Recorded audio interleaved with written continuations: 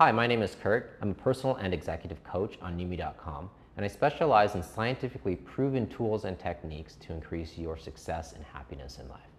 I'm going to talk to you about how to set goals for children. Now, setting goals for children in many ways is no different from setting goals for adults.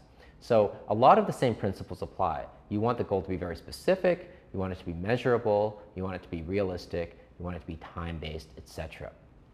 So when you're setting goals for children, all of those things apply, but there's some other things that are really key to keep in mind with children that's different from setting goals for adults.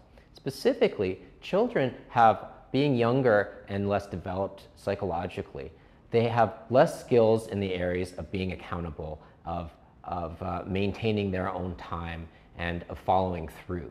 So they may need a lot more reminders of their goals. They may need a little bit more help with commitment, and particularly with accountability.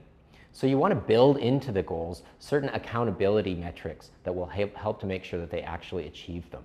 So for example, you may want to give them a certain reward, and you may want to remind them that you're going to support them on their goal in ways where you're going to keep track of the things that they're doing. So maybe you will put their progress for whatever it is up on the fridge so that you can see it and they can see it, and they're constantly reminded.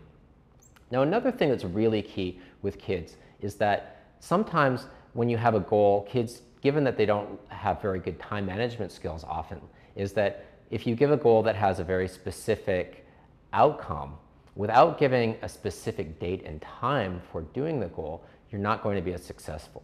So here's an example. Your goal might be, for example, to have a 30-minute homework session every school night.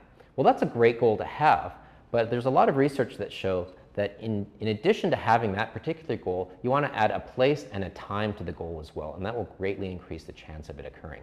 So for example, you might say, when I come from school as a child, I'm going to do my 30 minutes of homework right after school at the dinner table before dinner. So I've added a place and I've added time for that goal, and that's going to greatly increase the chance of it actually happening. So remember those differences when dealing with children and goal setting, and they'll greatly improve the likelihood of those goals being achieved.